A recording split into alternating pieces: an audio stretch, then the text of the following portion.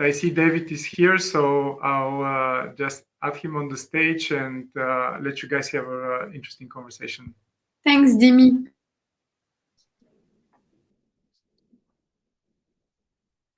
Hello. Hey, Pauline, how you doing? Good, and you? Yeah, very good. You can hear me okay, I guess. Yeah, I hear you really well. I'm really happy that you're with us. You're actually the last speaker for the day. We've been discussing wellness and well-being for the last 2 hours and 6 minutes.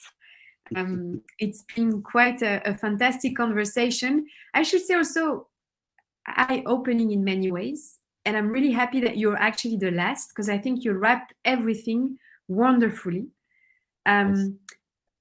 But of course, I would love, because people might be like, so we know each other, in case it wasn't obvious.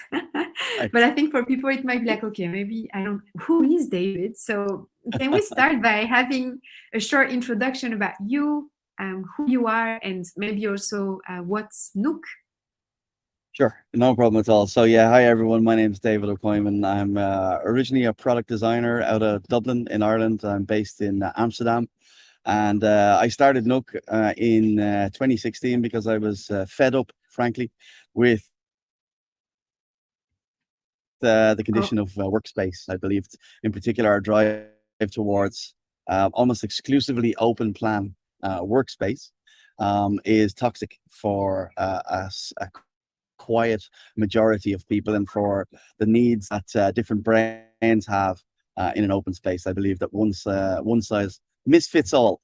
So I wanted to create something that would be an ingredient of a better kind of way of working, something that gave us an opportunity to step off the stage, if you will. I believe the open office, if I could use the metaphor of a theater stage, then we need to also think about backstage. There needs to be somewhere where we can step away from the performance element of the open environment, and to be able to reset ourselves, recharge both ourselves, perhaps our own batteries, as well as those of our devices, and to create a little bit of a mindfulness moment where we can focus on tasks that we need to achieve, where we can have a good conversation and connect with people in a way that might sometimes be difficult when there's a lot of distractions around, both visual and audible distractions. So that's what Nook is. Nook was originally a two-person pod, but now we also have a single-person pod because of the explosion in video calling.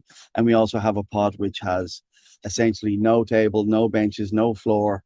It's like a hood that you can bring over existing equipment, or use with a wheelchair, or use in a healthcare setting with dialysis equipment, for example. If you want to give someone that psychological safety, is one of the things that we're trying to achieve for people, is to give them an element of psychological safety in an environment that's otherwise quite excessively stimulating. So that hope wraps it up a little bit and helps people to understand where I'm coming from and what I do. Definitely, thanks for that. We are going to dive into a lot of the things you've been saying in the introduction in a moment. And I should also say that I really appreciate, because you're joining from a big event in Barcelona. I would assume you're inside the Nook. But thanks for making thanks for making the effort to be with us today. And I'm going to bring up a few pictures so that people can see the product and how flexible and modular the Nooks are. So when I'm bringing them on, do you want to talk a bit about them? So for instance, that one, what's the story of that space, and what's the Nook that we see on it, which is at the back? Very good. Yeah, so that's our friends at Kahoot Co-working in Barcelona, where I am actually now, coincidentally. And so lovely, beautiful industrial space, and you can see what they've done with the space. Really interested in the biophilic element, having the garden component in between. That's way more overgrown now, by the way, because that photograph is from a good few years ago. And so, but you can see that they're missing some small little intimate space. It's quite exposed, which is great and fun and valuable and productive and important in a co-working space. But it does also need a little element where you can just dip out of that space from time to time. So dotted around the space now, they have 3 or 4 nooks, as well as regular meeting rooms, of course. But you don't want to take up a meeting room for a quick ad hoc conversation, for a quick phone call, something like that. So, and you can also notice It may or may not be obvious, but they're highly movable. So from one day to the next, from one application to the next, if you've got events going on, if you've got training going on, you can use them. Maybe I know these guys, they use them. They've got a whiteboard back wall inside and out. So they pull them out into the space, use it to corral a little area. Maybe there's some sort of collaborative thing happening. They don't want to disturb everybody else. So the nooks then become a kind of dividing wall. They're functional for a meeting and collaboration on one side, and they could be functional for standing and drawing and ideating on the other side. So it's just a great little ingredient of a hyper sort of dynamic space that where the needs change and where they wouldn't naturally have the infrastructure for a quiet moment. Another one I wanted to bring up, I like the lights, and I was wondering, why are they different type of lights than the usual one we are used to? Yeah, there's a really express reason behind that, and it comes from the research of sanctuary spaces and kind of what do they call them? The spaces where children go in school, sensory environments in schools. And we've, from collaborating with experts who work in these areas, we learned, and so we integrate these learnings into our product, that if you allow people an element of, first of all, control, and it could just be a small element of control over lighting, and in such a way that it doesn't disturb other people. That's very important. And it has to be personalizable. You can't set it and say, well, we're going to make it blue so everyone feels cool. That doesn't work for everybody. It's individual. It's entirely individualized. So if you can allow people an element of control, it makes the place feel more like theirs for a short amount of time, that personalization element, which builds a small sort of subconscious connection with the space, makes us feel more comfortable. But also you can have a profound effect on someone's state of mind with different tones of lighting. So on the right there, it's kind of a lilac-y kind of area of the spectrum, which is known as a calming kind of light. Depends on the person, of course, but for a lot of people that works. And then on the left, this is a great photo, actually. It's perfect because in the green to purple area of the spectrum, it's known to help people with dyslexia more strongly than other light types. And it's personal again, so they have to be able to adjust it to the strength and the hue that works for them. But it can help to make text settle on a page. It can help a mind to be more focused on a task, which is that whole element of personalization, and then using a bit of science to help people to be more themselves, to be their best selves, to bring their best selves to bear. And on this picture, people can see what you were saying earlier about the rows and the movability. You can have a better understanding of how easy it is to move them around. Another picture, which I really like, because you have like the nooks on one end. That's right, because that's the same space and they've just been moved exactly. there. Yeah, so this one is a co-working space in Bristol in the UK. It's called the Engine Shed, right beside the Bristol Temple Meads train station. And this is a great example because, they couldn't do much with the infrastructure. So their idea was to do things that touch more or less the floor only, right? And that limits, what you can do in terms of partitioning, in terms of walls and what have you. So they had this bespoke, almost train carriage style meeting spaces developed down the center, and the reception is built into that as well. It's very cool and it's quite iconic. And then the nooks complement that in the open space by adding an ingredient. You can see it's quite easy to customize them so they visually look like they belong in the space by tailoring the materials, the color of the fabric, for example. And one of the lessons from this space, and it's a very busy, very dynamic space, but everybody, when I speak to from reception here, they say the nooks are the first things that fill. And people now, are coming in and putting their laptop in the nook the way maybe on holidays you might put your towel on the deck chair. Put their laptop in the nook, go and get the coffee, use it as your kind of ground zero to settle, get yourself established, maybe get a few important tasks done, and then you can jump into the super dynamic environment that's right next to it. And you're able to do what they call in biophilia an element of refuge and prospect. So it's like the notion of having a psychologically safe space in which to rest yourself, but you can also watch what's happening in the rest of the environment. And that's really important because you can see anyone approaching you, which makes you feel safe, and you can choose when and how that you enter that environment. I love the psychology behind that notion of having a safe space from which to observe the world from, and then dive in a more refreshed sort of state of mind. And now we are slightly moving on. First, I want to thank you for bringing the safety element, because I was just discussing it previously before you came in, and I knew we would discuss that. But now I want to enter more the second part of our conversation, where we switch from Nook Pod, and I added the one you said I think is the single one. If you can see the image, is that the one? That's correct. Yeah. And shift also to something a little bit more new to the story of Nook, which is the sensory Nook. So can you talk about maybe the first one, the individual pod, and how did the transition to the sensory Nook happens? Absolutely. And in all of this, I mean, I hope, when people are hearing these things, they're not just hearing someone who wants to sell their product. What I'm trying to do is actually sell an idea of how easy it can be, not just with Nook, but with, simple changes to make a space more inclusive and to make a space more mindful.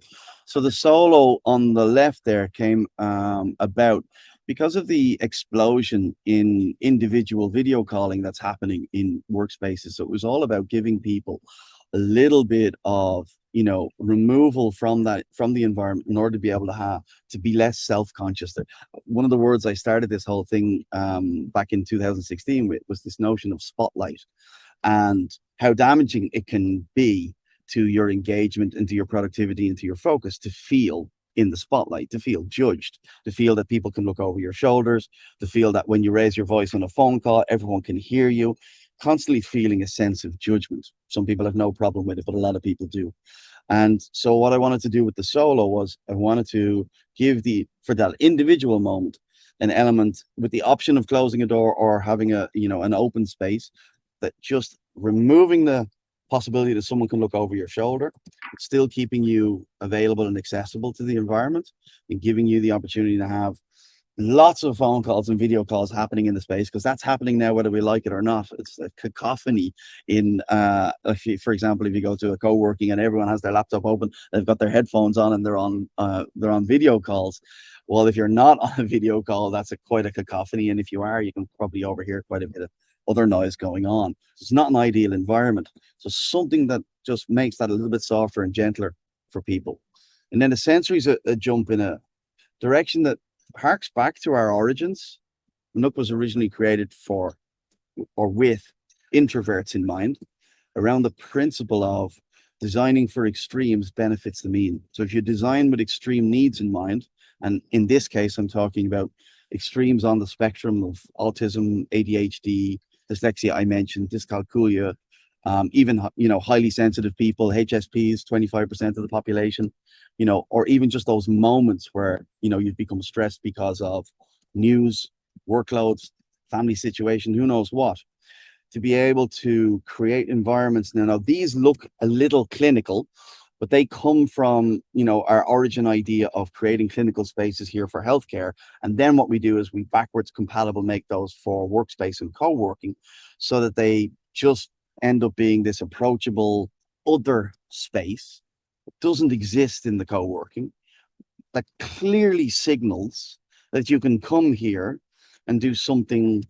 mostly other than work. You can also work in them, but mostly it's a space for, back in the day, Google used to talk about the 4 C's, right? They used to talk about community, so bringing people together and broadcasting to an audience. They used to talk about collaboration, so getting people together and getting them to interact in small numbers. They talk about concentration. So I think we know all of those, but what they also talked about, and that not enough people talk about, is compose. I think they forced it to be a C, to be honest with you, so they could call it the 4 C's. But anyway, compose, the idea about taking a moment for yourself to reset, to recharge, a little self-care, because if you want, the next block of hours to be powerful, then you need to prepare for that in a good way. And if you can reset yourself, and if you can recharge yourself, and if you can go into an environment where you can really soak the space in a particular hue of light, or if the seats are vibrating, so that maybe that might help your ADHD to settle, or it might just also relax your muscles. You don't have to have ADHD to enjoy it. Or it has a mirror on the back wall, so that if you find eye contact or looking directly at people or a space to be quite intense, you can look through the mirror and that softens that. It's like the difference between real life and TV. It's fascinating, the things you can learn working with specialists in sensory world. So what I'm trying to do with this is to show that we can actually take an ingredient of design for extreme and integrate it into a work environment that makes it really beautiful, really interesting, really powerful as a soak space where you can make your brain better, remove all those stimuli, settle, recharge yourself before you step back out into that performance arena, so to speak. Thanks for diving into each. Oh, sorry, I went one too fast. Diving into each of the process. I think I brought those pictures up because I think it's important also for people to understand the diversity, and as you said, also the options that exist with you or even for themselves on how they can consider creating those spaces within their space for different type of people. And as this session is about wellness and well-being, and I know how much time you personally invested in the topic, what are some of the things you learned that you believe would be interesting for co-working operators to consider when they design their spaces? Sure. Well, look, I mean, I believe that co-working is the cutting edge of the future of workspace. Honestly, like, you know, I've absolutely drunk the Kool-Aid, and I know that I'm not here to, you know, to teach anybody to suck eggs, because you guys are way ahead of what, you know, workspace is doing in general. I think that community managers are the heartbeat of co-working, and in the future they should be the heartbeat of workspace. Community managers that care, you know, about people and about interactions. But I think the future. And I think what people could be doing differently is, if we take some of the challenges that exist in the world of, you know, the neurodivergent mind, I think there's a ton of stuff that we can learn that actually makes the space better for everybody. Things like psychological safety, what you mentioned previously. Do you have spaces where people can sit with their back to the wall? Do you have spaces, zones that are quiet and that are clearly marked as a library or a quiet zone or something like that? People don't have to lock themselves away, that they can move over to that zone, and it does what's called permission signaling. It helps people to understand, oh, Pauline's in that area. She obviously went there for a reason. I'll catch her when she comes back. You haven't had to put a hand up and say, please, I can't talk right now. I'm working on a busy thing, right? We all have our laptops open. No one can tell who's really busy. So you're going to be disturbed unless you have some way to make those kind of signals. So I think if we can do things like that, zones where, you know, lighting, you've got probably natural light, you've got probably industrialized lighting in the space, use them. You know, the natural light may need blinds or curtains so that people can control what's coming in on their space. Permission, you've got to, you know, communicate with people. The flexibility that exists in the space, the natural flexibility, you think, oh, people will figure it out for themselves. They may have figured it out for themselves, but they don't know if they have your permission to do it. So let them explicitly know that they have their permission to move things around, adjust the space, you know, for whatever their needs may be.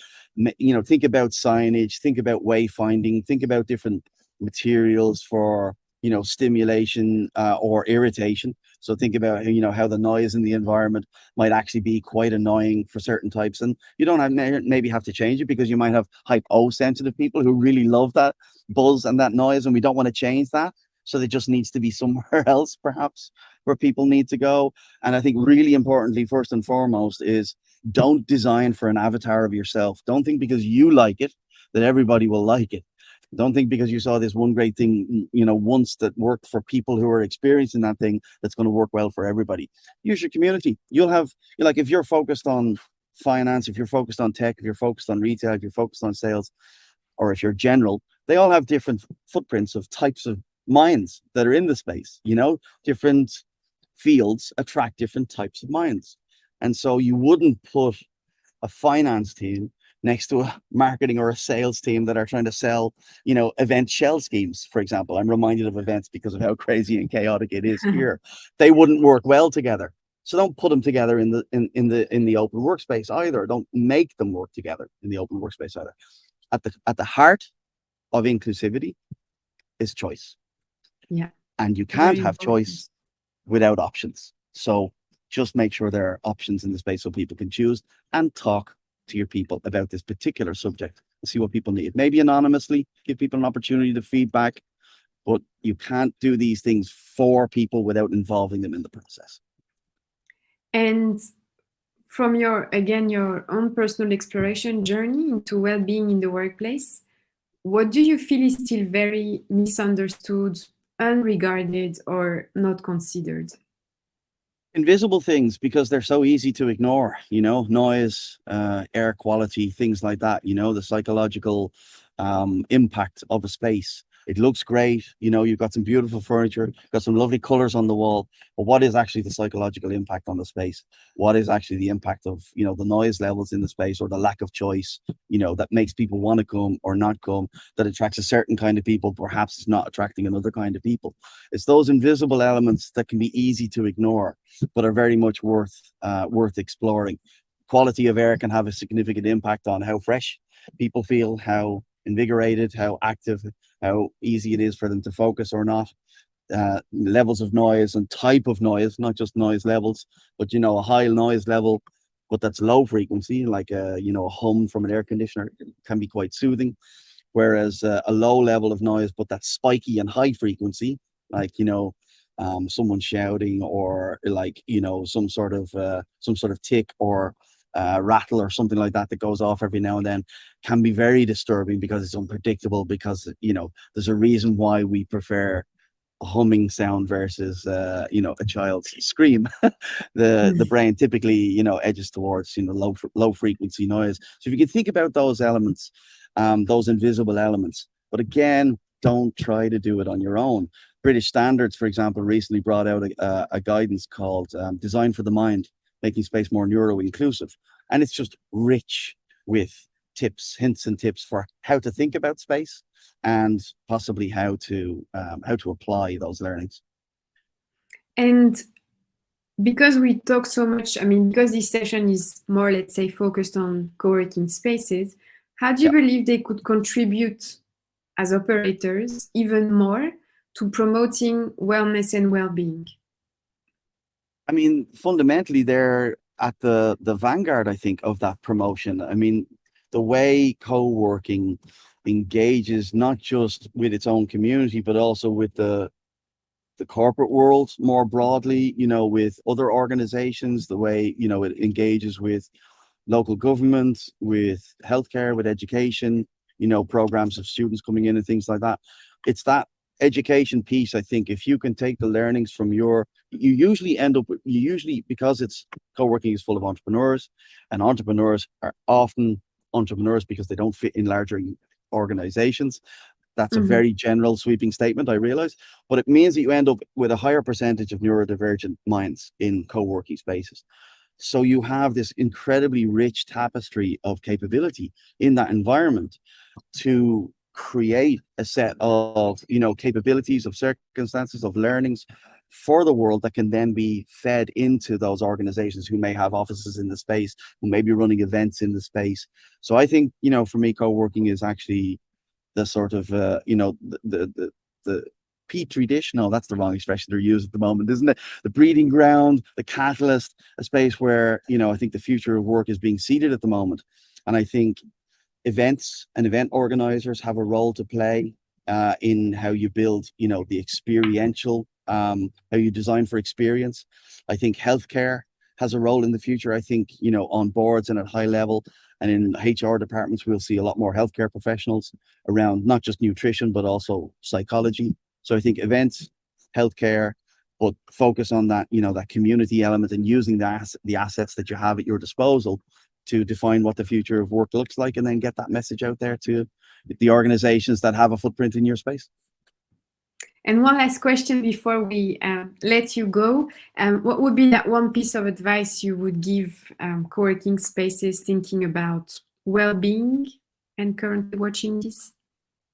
I would say start tomorrow. First thing, the next day is think about how to gather the intel that exists in your environment, because nobody knows their needs better than the people who are working in your space. And there'll be a whole bunch of hidden needs that you're not aware of if you're not canvassing for that. So, you can try a couple of things, harmless things, like making sure there's spaces where people can sit with their back to the wall, like I mentioned, and do different zones and what have you. But communicate why you're doing it. communicate what you're doing and why you're doing it, so that people can then become engaged. Say, look, we're looking for ideas. Don't say, what do you need? What do you want? What's wrong with the space? Say, we're looking for ideas. Frame it in a positive mindset. We're looking for ideas, make the space more mindful. We're different types of brains, working on different tasks, need different things. And if you try, if you don't try and do it yourself and you reach into the community, what happens then is that when you do affect those changes, the people that are using those changes feel a role, that they've had a role in that evolution, that they have a certain sense of responsibility towards it. And that tends to, have a positive impact on their experience as well. David, thank you so much once again for making the time and for sharing so many invaluable insights.